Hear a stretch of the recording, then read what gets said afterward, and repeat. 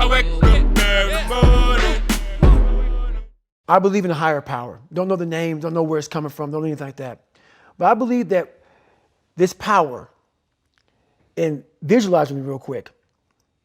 Let's say it's a man up there or a woman, whatever, and they have a chart. And when you're born, they say David Goggins, born February 17th, 1975 at 6 a.m. They write the chart down because they can see everything. They know exactly what you're supposed to be. They know what you're supposed to be. You die, you go to so-called heaven. You arrive at heaven, I'm 300 pounds. I retired as an Ecolab guy, which is okay. It's just a job, whatever. I go up there and God looks at me and he shows me my chart. And my chart on there says you were supposed to be a Navy SEAL. You're supposed to weigh 185 pounds. You're supposed to be one of the smartest people on the planet, this, all this. You see this. And now you're in heaven, you made it to heaven, but you're like, God, Doug, I was supposed to live that life. I was supposed to live that life. And then you find out that the reason why, because we all think that if we pray on it, if we do this, if we do that, whatever, if we don't work, we just, whatever, it's going to magically happen for us. No, I believe that when I'm all said and done with, my whole job is to outwork the chart.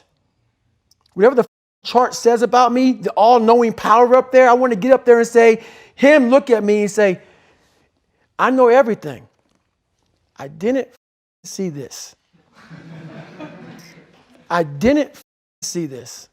I want to feel that. I want to get to the other end of this world, and however I'm being judged, whoever's judging me, to look at me and say, I did not know. I had you at 185, I had you at this, but all this other I was riding as you were living it. I want to find more. All I can. And in that, you have to dive in that to find more. Because if you're not willing to go in there and face yourself, you're not going to find anything. You're going to live right here on surface, man, right here on surface. So if there is an ending to this world and there is somewhere to go and there's a judgment, you're going to get there and you might see a chart. And that chart may tell you who the you should have been. And now you get the rest of your life to think about that.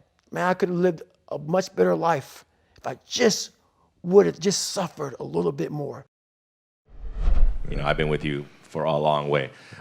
The one moment that stands out of, we've done, I don't know how many we've done, what, 800 events. Mm-hmm. The one time was 4 a.m. We went out to practice at 4 a.m. And that was your idea to do it. But and then, you know, all these Nike people are like, no, let's not do that. And then you're like, let's do it at 4 a.m. So you got security, you got brand marketing, sports marketing going, no, let's not do it. You're like, let's do it. Because that's your sustenance, right? I mean, to me, it just makes complete sense. Not to us. But I don't, like, okay, so. See, all right. Usually, I'm sleeping at 4 a.m. You're working out.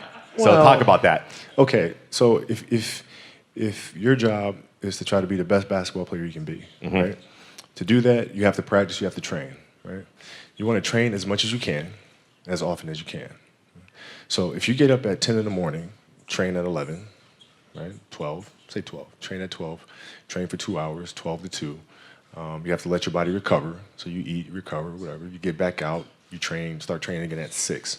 Train from 6 to 8, right? And now you go home, you shower, you eat dinner, you go to bed, you wake up, you do it again, right? Those are 2 sessions, right? Now imagine you wake up at 3, you train at 4. You go 4 to 6, come home, breakfast, relax, blah, blah, blah. Now you're back at it again, 9 to 11, right? You relax, and now all of a sudden you're back at it again, 2 to 4, and now you're back at it again, you know, 7 to 9.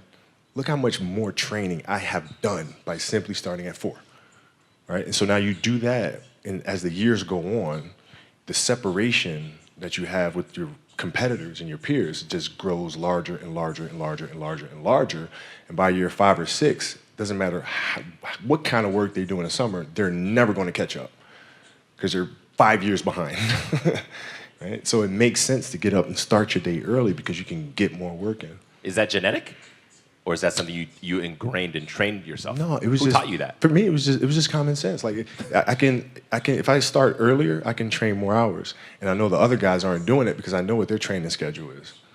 right? So I know if I do this consistently over time, the gap's just going to widen and widen and widen and widen and widen, and they won't be able to get that back. So to me, it was just common sense and like thinking, how can I get an advantage? Oh, start earlier. Yeah, let's do that. How do you develop that, or where do you learn that from? Well, I think it's just it's just a matter of what's important to you, and what's important to you for whatever reason. I felt like I didn't feel good about myself if I wasn't doing everything I could to be the best version of myself. If I felt like I left anything on the table, it would eat away at me. I wouldn't be able to look myself in the mirror. Right? So the reason why I can retire now and be completely comfortable about it, because I know that I've done everything I could to be the best basketball player I could be. And so that's where it comes from for me. I'm addicted to one more. And so I want your mantra going forward to be one more. What does that look like if we're working out? That means when we're in the gym and we say, I'm going to do 5 sets of 10, I'm crazy. Like I'm a psycho because I want to win. I want to be somebody. I want to separate. I want to compete. And the way I do that isn't with my giftedness, because I wasn't born with a bunch of gifts. And I think gifts are crap. I think for the most part, gifted people struggle in life because things come easy to them. I like that things haven't come easy for me in my life. I like that I don't have natural talents in every area. And maybe you like that about you too. Maybe you've looked at yourself all your life and thought, man, I don't have that natural beauty or that natural talent or this gift for creativity or intellect or humor. I don't have any of those things. But what I got is I will outwork you. And so at the gym, one of the things I focus on, they say it's 5 sets of 10. When I'm at 10, I go one more, bam, 11. If I'm running on the treadmill and it's a 45-minute run, I never finish at 45. I always go one more minute, 46. If I'm at the office and I'm supposed to make 25 phone calls that day, when I'm at the end of the day, I always do one more. If I've got meetings, I always do one more. My mantra for 3 decades in business has been one more. I don't care what you believe in, but on earth, it's a very lonely journey. And it starts with the accountability mirror, looking at saying, hey, my dad who beat the hell out of me is not coming back. All these things are coming back. I have to face myself.